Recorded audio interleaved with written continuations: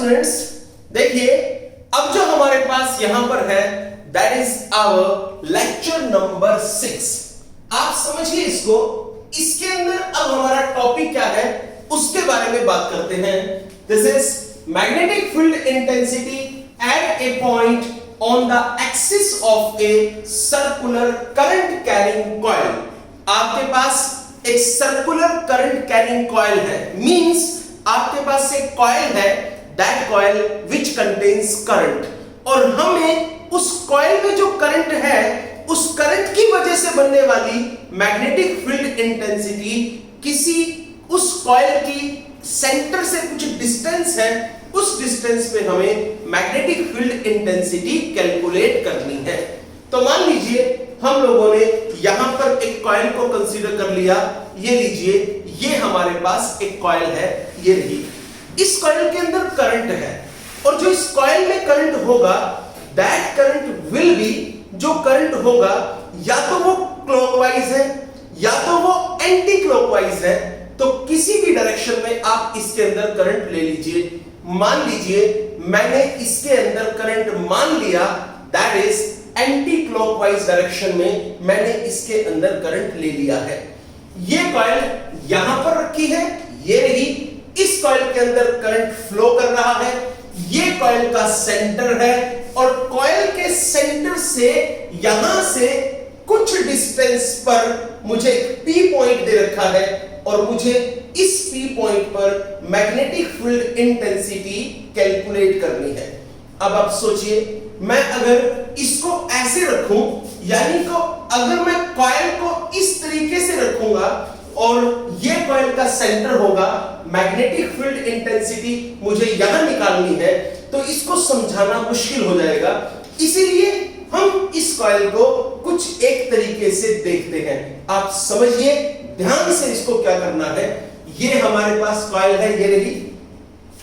Coil के अंदर current anti clockwise direction में है, ये रहा। आप प्रॉपरली ध्यान से सुन लीजिए। ये सेंटर है और ये करंट की डायरेक्शन है। आप इसको कॉइल को ऐसे कर दीजिए यहां पर। अब आप सोच के देखिए, जो करंट था वो इस तरह से था। जब आपने इधर वाली इस कॉइल को ऐसे कर दिया तो अब इसके अंदर करंट इधर हो गया, यानी कि अब पहले करंट इस डायरेक्शन में था, ये रही। आपने कॉइल को ऐसे किया, अब करंट इस तरह से है, यानी कि इस पोर्शन से करंट नीचे जाएगा और नीचे वाले पोर्शन से करंट ऊपर आएगा। आई रिपीट अगेन, ये आपके पास कॉइल है, कॉइल का ये सेंटर है, कॉइल में करंट है, करंट एंटी क्लॉकवाइज डायरेक्शन में है। ये लीजिए, ये एंटी क्लॉकवाइज डायरेक्शन है। आप इस कॉइल को यहां से कुछ इस तरीके से पकड़ लीजिए, ये लीजिए। अब जो करंट ऐसे था, अगर मैं इसको इस तरह से कर दूं तो करंट इसके अंदर इस डायरेक्शन में फ्लो करेगा। अब आप एक बात देखिए, इस केस में ये कॉइल आप कैसे बनाएंगे, इसको आप ध्यान से सुन लीजिए। देखिए बच्चों, अब आपके पास जो कॉइल बनेगी that will be like this. ये कॉइल आपके पास होगी। हम लोगों ने इस कॉइल को बना दिया। ये लीजिए भाई, ये हमारे पास कॉइल है जो हमने यहां पर ली है। इस कॉइल का ये सेंटर है, ये रहा O पॉइंट पे, और यहां से लेके यहां तक ये लीजिए साहब, ये इसका रेडियस हो गया R। आगे चलिए, इस सेंटर से कुछ डिस्टेंस पर आपने यहां पर ये लीजिए, इस सेंटर से कुछ डिस्टेंस आपने लिया और सेंटर से जो डिस्टेंस लिया that is at point P। ये P पॉइंट पर आपने डिस्टेंस ले लिया। तो चलिए ठीक है, मैं इसको इस तरीके से यहां पर ले लूंगा। ये रहा, ये मेरे पास कॉइल है। ये कॉइल के अंदर करंट की डायरेक्शन देखिए अब आप कैसी होगी। आप ध्यान से सुनिए इसको। मैं इस कॉइल को ऐसे रखूंगा, करंट इसमें इस तरीके से है। तो मान लीजिए यहां से करंट इधर जा रहा है इस पोर्शन में, यहां से करंट इधर जाएगा, यहां से करंट नीचे आएगा, यहां से करंट इधर होगा और यहां से करंट इस तरह से ऊपर जाएगा। तो यहां से करंट इधर ऐसे है, ये रहा, यहां से करंट ऊपर है। अब आप आगे चलिए, ये कॉइल का सेंटर है, कॉइल के सेंटर से कुछ डिस्टेंस पर हमें यहां पर P पॉइंट दे रखा है और सेंटर से जो P पॉइंट तक का डिस्टेंस है दैट इज x। अब हमें कैलकुलेट क्या करना है उसको सुनिए। अब हम यहां पर ये जो हमारी कॉइल है, जो इसमें ये करंट है, करंट की वजह से बनने वाली मैग्नेटिक फील्ड इंटेंसिटी हमें यहां इस P पॉइंट पर कैलकुलेट करनी है। अब आप सोचिए, ये बायोट-सैवर्ट लॉ की एप्लीकेशन है। बायोट-सैवर्ट लॉ किसी एक फॉर्मूले को जनरेट नहीं करता, वो सिर्फ ये कहता है कि अगर आप चाहें तो किसी बड़े पोर्शन का छोटा सा पार्ट ले सकते हैं और उस छोटे से पार्ट की वजह से बनने वाली मैग्नेटिक फील्ड इंटेंसिटी आप कैलकुलेट कर सकते हैं। तो आप एक काम कीजिए, इस कॉइल के दो पार्ट आप कंसीडर कर लीजिए। तो चलिए हम इस कॉइल के दो पार्ट यहां पर कंसीडर कर लेते हैं। कोई भी दो स्मॉल एलिमेंट जिसको कहेंगे हमने वो कंसीडर किए। तो देखिए बेटा, एक स्मॉल एलिमेंट हमने ये वाला ले लिया, ये रहा स्मॉल एलिमेंट इधर। दूसरा स्मॉल एलिमेंट हमने ये ले लिया, यहां पर है, this is second small element, ये हमारे पास। आगे चलिए, अब आप एक बात और बताइए, आपको ये स्मॉल एलिमेंट दे दिया, इस स्मॉल एलिमेंट के अंदर मान लीजिए करंट I है और इसकी लेंथ dl है। अब आप इस स्मॉल एलिमेंट जिसको हम करंट एलिमेंट बोलते हैं, इसकी वजह से बनने वाली मैग्नेटिक फील्ड इंटेंसिटी आपको P पॉइंट पर कैलकुलेट करनी है। सोचिए, आप इस स्मॉल एलिमेंट की वजह से बनने वाली मैग्नेटिक फील्ड इंटेंसिटी इस P पॉइंट पर कैसे कैलकुलेट करते हैं। भाई, कैलकुलेट करने के लिए आपके पास मेथड है, बायोट-सैवर्ट लॉ आपके पास दे रखा है। This is mu naught upon 4 pi I dl sin theta upon में r स्क्वायर, ये आपके पास बायोट-सैवर्ट लॉ का फॉर्मूला है। अब आप सोचिए, ये आपके पास एक छोटा सा करंट एलिमेंट है, इसकी वजह से बनने वाली मैग्नेटिक फील्ड इंटेंसिटी आपको P पॉइंट पर कैलकुलेट करनी है। तो सबसे पहली बात, इस करंट एलिमेंट से लेकर इस P पॉइंट तक का डिस्टेंस आपको कैलकुलेट करना है। तो चलिए, करंट एलिमेंट से लेकर P पॉइंट तक का डिस्टेंस हम यहां पर कैलकुलेट करने की कोशिश करते हैं। तो ये लीजिए, यहां से आप इसको इधर मिला दीजिए, ये आपने यहां पर लिया। और सुनिए, यहां से ये भी करंट एलिमेंट है, तो इस करंट एलिमेंट की वजह से मैग्नेटिक फील्ड इंटेंसिटी आपको यहां पर भी निकालनी है। आप इसको भी इसके साथ यहां पर मिला दीजिए। और सुनिए, ये R है, ये X है, तो बाय पाइथागोरस आप लिख सकते हैं this is x square plus r square. Again by Pythagoras theorem आप लिख सकते हैं x square plus r square. अब चलिए भाई, जब आप ये करंट एलिमेंट यहां पर है, इस करंट एलिमेंट का यहां से डिस्टेंस आपको मिल गया। अब आप सिर्फ मुझे ये बताइए, आपको यहां पर कौन सी चीज चाहिए थी। आपको यहां पर म्यू नॉट अपॉन 4 पाई पता है, बिल्कुल। आपको यहां पर करंट पता है, dl लेंथ पता है, डिस्टेंस आपको पता लग गया। आपको थीटा का यहां पर नहीं पता कि थीटा कितना है। अब इस चैप्टर का ये सबसे डिफिकल्ट टॉपिक है और आप इसको समझेंगे कि यहां पर थीटा कैसे निकलना है। तो देखिए, अब इस करंट एलिमेंट की वजह से बनने वाली मैग्नेटिक फील्ड इंटेंसिटी में यहां पर निकालूंगा। That magnetic field intensity is name as dB। क्या होगा? Mu naught upon 4 pi I dl sine of upon में r जो है दैट इज द डिस्टेंस, ये वाला कितना है? This is square root of x square plus r square की पावर 2। और ये साइन है, मैंने थीटा नहीं लिखा।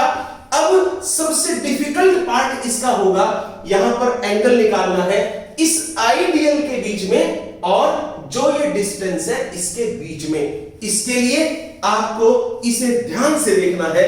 ये लीजिए, आपने ये सर्कुलर कॉइल ले ली, सर्कुलर कॉइल के इधर पोर्शन में करंट ऊपर की तरफ है, यानी कि यहां पर जो करंट एलिमेंट बना, मैंने वो करंट एलिमेंट ये ले लिया, ये रहा छोटा सा करंट एलिमेंट मैंने यहां पर लिया। आई थिंक आपको ये दिख रहा होगा। अब आप एक बात बताइए, इसकी लेंथ कितनी है? दिस इज dl, इसमें करंट कितना है? I। बताइए IDL वेक्टर कहां जाएगा? तो एक बात बताइए, अगर इसकी लेंथ dl है, इसकी करंट इसमें I है, तो IDL वेक्टर इसके टेंजेंटली आप बनाओगे।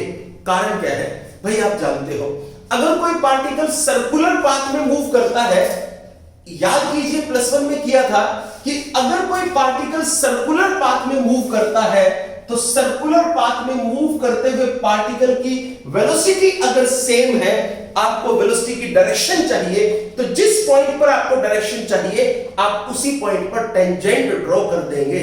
जैसे यहां पर डायरेक्शन चाहिए वेलोसिटी की, तो आपने यहां टेंजेंट ड्रॉ किया, यहां आपको डायरेक्शन चाहिए, यहां टेंजेंट ड्रॉ किया, जहां आपको डायरेक्शन चाहिए आपने वहीं पर टेंजेंट ड्रॉ किया। अब और सुन लीजिए, आपने यहां पर छोटा सा करंट एलिमेंट लिया, दिस इज IDL। इसकी अगर आप देखें, ये पूरा करंट ऐसे मूव करेगा। छोटा सा पार्ट लिया जिसकी लेंथ dl है, उसमें I करंट है, तो ये IDL हो गया। और आपको पता है, आपको बता रखा है कि ये जो IDL होगा, अकॉर्डिंग टू बायोट-सैवर्ट लॉ, हम इसको वेक्टर क्वांटिटी लेते हैं। अब आप ये बताइए, इसकी डायरेक्शन अगर निकालें तो इसी पॉइंट के टेंजेंट इसकी डायरेक्शन आपको मिल जाएगी।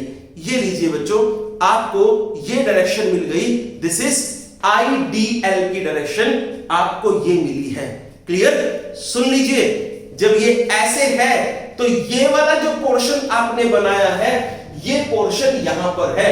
बोर्ड में सिर्फ ऐसे ही बन सकता है, लेकिन जो IDL होगा, बिकॉज हम ये सोचते हैं कि ये इस तरह से है, एक्चुअल में इसका ये वाला पोर्शन जो है यहां पर है, ये वाला पोर्शन ये रहा जो बाहर की तरफ आ रहा है। तो सुनिए, ये आपने IDL लिया, तो उस केस में ये IDL की डायरेक्शन आपके पास आ गई। आप प्रॉपरली इसको ध्यान से सुन लीजिए, ये आपके पास है।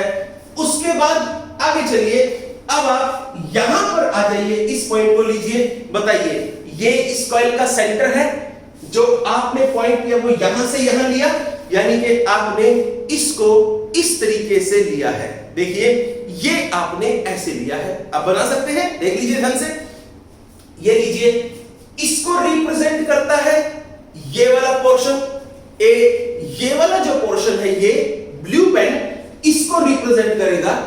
IDL जो है ये इसको रिप्रेजेंट कर रहा है। अब आप ये बताइए, इन दोनों के बीच में एंगल कितना है? पहली बात, ये बिल्कुल सीधा नहीं है, ये भी सीधा नहीं है, मैंने जानबूझ के भी सीधा बनाया। अगर ये सीधे होते बिल्कुल, तो अनडाउटली इनके बीच में एंगल बनता है कितने का? 90 डिग्री। अगर ये कुछ एंगल से यहां पर चला जाए और ये भी उतने ही एंगल से यहां पर आ जाए, देन ये एंगल सेम रहेगा। This angle will remain 90 degree. ये वाला एंगल 90 डिग्री ही रहेगा। दैट मींस हम ये कह सकते हैं कि IDL के बीच में और इस डिस्टेंस के बीच में जो एंगल होगा वो 90 डिग्री है। अब आप इसको प्रॉपर्ली समझ लीजिए। यहां पर ये आपने कॉइल ली है और जो IDL है वो IDL यहां है, बट वो बिल्कुल सीधा नहीं है, वो इस डायरेक्शन में है। और जो ये पोर्शन है ये आपने यहां पर लिया। अगर बिल्कुल सीधे होते दोनों, तो अनडाउटली एंगल 90 है। ये कुछ एंगल से झुका, ये भी कुछ उतने ही एंगल से झुका, तो इन दोनों के बीच में यहां पर जो एंगल बना, यानी कि अब इन दोनों के बीच में जो ये वाला एंगल बना है, दिस इज ऑफ 90 डिग्री। चलिए, ये एंगल 90 डिग्री है, आपने यहां पर लिखा this is sine of 90 degree. Sine 91 होता है। चलिए, स्क्वायर से स्क्वायर रूट कैंसिल हुआ, आपके पास यहां पर आ गया this is dB is equal to mu naught upon 4 pi IDL upon this is x square plus r square. ये आपने यहां पर लिखा है, this is x x square plus r square. अब आप ये मैग्नेटिक फील्ड इंटेंसिटी यहां पर आ चुकी है। अब मेन पॉइंट क्या है बच्चों? मेन पॉइंट है इस मैग्नेटिक फील्ड इंटेंसिटी की डायरेक्शन कैलकुलेट करनी है। अब भूलना मत, जो यहां पर मैग्नेटिक फील्ड इंटेंसिटी हम निकालते हैं, जब हमने उसको वेक्टर फॉर्म में लिखा था तो मुझे याद है मैंने आपको बोला था कि वेक्टर फॉर्म में मैग्नेटिक फील्ड इंटेंसिटी को ऐसे लिखा जा सकता है, mu naught upon 4 pi I D L vector cross r vector upon में यहां पर हुआ आर का क्यूब। तो चलिए आप देखिए, ये जो दोनों का क्रॉस प्रोडक्ट होगा ये आपको ये मैग्नेटिक फील्ड प्रोवाइड करेगा। अब आप सुन ले, जो मैग्नेटिक फील्ड आई है वो दो वेक्टर के क्रॉस प्रोडक्ट से आई है। याद कीजिए +1 में आपको सिखाया था, अगर एक वेक्टर ए हो दूसरा वेक्टर बी हो, दोनों का क्रॉस प्रोडक्ट किया तो जो सी होगा ना, सी वेक्टर दोनों के क्रॉस प्रोडक्ट से आया होगा, वो ए और बी दोनों वेक्टर के प्लेन के परपेंडिकुलर है। इन द सेम वे जो मैग्नेटिक फील्ड इंटेंसिटी यहां पर आई है, that magnetic field intensity is due to the cross product of I D L and this distance, दोनों के क्रॉस प्रोडक्ट से आई है। ड्यू टू दैट रीजन आप यहां पर क्या करेंगे, मैग्नेटिक फील्ड की जब डायरेक्शन निकालेंगे तो देखिए कैसे है। ये भी सबसे टफ काम इसमें है। सोचिए, सबसे पहली बात आपको ये पता है यहां पर क्या, उसको देखिए, आपने जो करंट एलिमेंट लिया वो ये रहा, बिल्कुल ठीक है। मान लीजिए करंट एलिमेंट बिल्कुल सीधा है, तो ये लीजिए करंट एलिमेंट मैंने यहां पर बिल्कुल सीधा ले लिया, और जो ये डिस्टेंस आपको दे रखा है, this is x square plus r square का स्क्वायर रूट, ये मान लीजिए इस तरह से है, ये लीजिए ऐसे है। तो एक बात बताइए, जो मैग्नेटिक फील्ड आएगी वो इसका और इसका दोनों का क्रॉस प्रोडक्ट करके आई है। तो सोचिए, जब मैग्नेटिक फील्ड दोनों का क्रॉस प्रोडक्ट करके आई है तो मैग्नेटिक फील्ड दोनों के क्या होगी, परपेंडिकुलर। अब आप बताइए, अगर ये सीधा है ये भी बिल्कुल सीधा है, तो मैग्नेटिक फील्ड यहां निकाली तो यहां इन दोनों के परपेंडिकुलर मैग्नेटिक फील्ड होगी, that will B along this, इसके और इसके दोनों के परपेंडिकुलर है।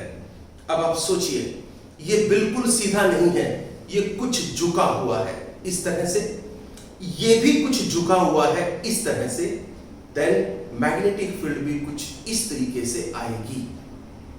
कारण अगर ये सीधा होता, मैग्नेटिक फील्ड बिल्कुल ऐसे होती, कुछ एंगल से ये झुका रेड पेन, कुछ एंगल से ब्लू पेन, देन बिल्कुल उसी एंगल से मैग्नेटिक फील्ड झुक जाएगी। आप यहां पर इस चीज को इस तरह से इंप्लीमेंट करके देख सकते हैं। देखिए, जो आइडियल है वो आपने ये ले लिया, और जो आपने यहां पर square root of x square plus r square लिया वो ये रहा, then magnetic field will be. बच्चों, अगर ये बिल्कुल सीधे होते तो मैग्नेटिक फील्ड ऐसे होती, बट ये झुके हुए हैं किसी एंगल से, तो मैग्नेटिक फील्ड इस तरीके से।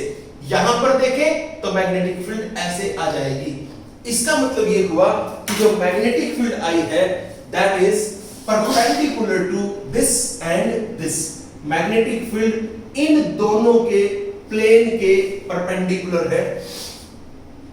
This is called dB magnetic field. आगे चलिए, अब ये एक और छोटा सा करंट एलिमेंट है जिसका नाम यहां पर dl इसकी लेंथ है, I इसमें करंट है। इसकी वजह से बनने वाली मैग्नेटिक फील्ड इंटेंसिटी आपको इस P पॉइंट पर कैलकुलेट करनी है। तो बताइए, मैग्नेटिक फील्ड को मैंने लिखा, this is dB dash is equal to mu naught upon 4 pi. आगे चलिए, this is IDL sine upon ये रहा कितना, square root of x square plus r square, सारे का होल स्क्वायर। अब बात करते हैं यहां पर एंगल थीटा की। तो देख लीजिए, आप फिर वही प्रोसेस होगा। पहले आपने करंट एलिमेंट को इधर लिया, अब करंट इधर जाएगा, तो करंट एलिमेंट अब आपका इस डायरेक्शन में यहां पर आ जाता है। ये लीजिए, ये रहा करंट एलिमेंट आपके पास, यहां पर करंट एलिमेंट इस तरह से है। मैग्नेटिक फील्ड इस पोर्शन से निकालनी है और ये लीजिए, ये आपको इस तरीके से गिवन है, ऐसे है। तो चलिए, ये जो पोर्शन है ये रहा, और ये जो पोर्शन है ये अंदर की तरफ, वो ये रेड पेन से डिनोटेड है। अब आप बताइए, इनके बीच में भी एंगल वही है जो ऊपर वालों के बीच में था, दैट एंगल इज 90 डिग्री। तो आपने यहां पर पुट किया, this is sine of 90 degree, ये रहा साइन 90, आपके पास 1 आया है। तो आपने इसको तो कहा था, this is equation number first, इसको आप कह लीजिए dB dash is equal to mu naught upon 4 pi IDL अपॉन x square plus r square. Equation number is second, ये आपके पास सेकंड इक्वेशन आ चुकी है। अब डायरेक्शन की बात करते हैं बच्चों। जब यहां पर देखा, ये बाहर की तरफ है, ये इधर है, तो मैग्नेटिक फील्ड इधर आई अनडाउटली। जब ये अंदर की तरफ है, ये ऊपर की तरफ है, तो मैग्नेटिक फील्ड इसके अपोजिट यानी कि यहां पर ऐसे आ जाएगी। This is called dB dash, ये आपके पास आ गई है। आगे चलिए, अगर मैं आपसे कहूं यहां पर एक एंगल बना है थीटा, यहां पर भी एक एंगल बना है थीटा, और मैं इस लाइन को इधर ले लूं और यहां पर एक लाइन इधर ड्रॉ कर दूं, एक लाइन इधर ड्रॉ कर दूं, ये लीजिए। अब आप मेरी बात को ध्यान से सुन लीजिए, क्या है। देखिए बच्चे, ये जो ब्लैक लाइन है, ये वाली इसके परपेंडिकुलर ये वाली लाइन है, और ये जो ग्रीन लाइन है इसके परपेंडिकुलर ये वाली ब्लैक लाइन है। तो सोचिए, इस लाइन के परपेंडिकुलर ये वाली लाइन है, इस लाइन के परपेंडिकुलर ये वाली लाइन है। याद कीजिए वो थ्योरम जिसमें बताया जाता था, दो लाइनों के बीच में जो एंगल होगा उनके परपेंडिकुलर लाइनों के बीच में भी वही एंगल होगा। तो इन दो लाइनों के बीच में जो एंगल है, इनके परपेंडिकुलर लाइन, इसके परपेंडिकुलर ये रही, इसके परपेंडिकुलर ये रही, इनके बीच में भी जो एंगल होगा दैट इज आल्सो थीटा। यहां पर ये वाला एंगल भी क्या होगा, थीटा। आगे चलिए, अब इस dB ने इसके साथ एंगल बनाया थीटा, तो इस dB का ये कंपोनेंट है, दिस इज, याद कीजिए थीटा एंगल वाला कंपोनेंट हमेशा कोस होता है। यहां पर सेम प्रोसेस, ये वाला एंगल थीटा, बिकॉज दो लाइनों के बीच में जो एंगल, इस लाइन के परपेंडिकुलर ये रही, इस लाइन के परपेंडिकुलर ये रही, दो लाइनों के बीच में जो एंगल है उनके परपेंडिकुलर लाइनों के बीच में भी वही एंगल होता है। तो सुन लीजिए, यहां पर भी एंगल थीटा हुआ, ये dB डैश है, तो बताइए ये क्या बना, dB डैश cos थीटा। अब बताइए फिर ये क्या बना, this is dB dash sin theta, और यहां से ये dB डैश cos थीटा है, तो यहां पर क्या बना, this is dB sin theta. आगे चलिए, अब आप एक बात समझ लीजिए, मैग्नीट्यूड देखें तो dB का मैग्नीट्यूड और dB डैश का मैग्नीट्यूड, दोनों का मैग्नीट्यूड एग्जैक्टली सेम है, एंगल थीटा भी सेम है, तो दोनों इक्वल एंड अपोजिट है, तो ये दोनों आपस में एक दूसरे को कैंसिल आउट कर देंगे। अब जो बचेगा वो क्या है, this is dB sin theta इधर है, dB डैश sin थीटा इधर है। आप एक बात समझ गए होंगे, जो यहां पर आपने छोटा सा करंट एलिमेंट लिया था, इस करंट एलिमेंट का सिर्फ एक ही मैग्नेटिक फील्ड का सिर्फ एक ही कंपोनेंट बचा है, dB cos थीटा खत्म हो चुका है, सिर्फ क्या बचा, dB sin theta. In the same sense यहां पर भी आपने इसको देखो, इस करंट एलिमेंट का भी एक ही कंपोनेंट बचा है। अब आप एक बात बताओ बच्चों, मैंने देखा इस करंट एलिमेंट का, पूरी इस कॉइल के छोटा सा पार्ट करंट एलिमेंट लिया, इस करंट एलिमेंट का एक ही कंपोनेंट बचा है। बताइए, आप ऐसा कह सकते हैं कि जो इसकी वजह से बनने वाली मैग्नेटिक फील्ड यहां पर थी, दैट इज लाइक दिस, ये रही, और इसकी वजह से बनने वाली मैग्नेटिक फील्ड जो यहां पर है, that is in this direction, ये रही। तो बताइए टोटल मैग्नेटिक फील्ड इसकी वजह से क्या बनती है? उसके लिए सिर्फ आपको एक काम करना है, इनमें से किसी भी एलिमेंट की वजह से बनने वाली मैग्नेटिक फील्ड इंटेंसिटी आप ले लें, चाहे आप ये ले लें, चाहे आप ये ले लें। मैंने कहा यहां पर जो मैग्नेटिक फील्ड आई है, that is dB is equal to, जो बनी है वो कितनी है, dB sin थीटा। यहां पर अब टोटल मैग्नेटिक फील्ड बनी है due to one current element. आप सोच रहे होंगे सर आप टू करंट एलिमेंट लो, बच्चों टू करंट एलिमेंट इसलिए नहीं ले रहा क्योंकि अगर सिंगल करंट एलिमेंट लूंगा तो मुझे इसमें बेनिफिट ये है, सिंगल करंट एलिमेंट की वजह से मैग्नेटिक फील्ड पता है, उसका इंटीग्रेशन कर दूंगा तो कंप्लीट सर्कुलर कॉइल की वजह से बनने वाली मैग्नेटिक फील्ड मुझे पता लग जाएगी। तो बताइए कैसे करूं? dB is equal to dB sin theta आ चुकी है, मुझे टोटल मैग्नेटिक फील्ड चाहिए, उसके लिए मैं यहां पर इंटीग्रेशन कर देता हूं, ये रहा, दिस इज dB का इंटीग्रेशन d हुआ। यहां पर अगर dB sin थीटा है तो बताइए इंटीग्रेशन का साइन मैंने ये रखा, dB की वैल्यू ये वाली ले लो, ये वाली ले लो, दोनों सेम वैल्यू है। कितना बना? This is mu naught upon 4 pi I dl upon, आगे क्या है, this is x square plus r square, ये रहा, साथ में है साइन थीटा। अब आप समझिए साइन थीटा क्या है? साइन थीटा, यहां से आप एंगल कैलकुलेट कर सकते हैं। ये वाला एंगल अनडाउटली 90 डिग्री का है, ये वाला थीटा है, तो बताइए साइन थीटा क्या होगा? That will be equal to p upon h।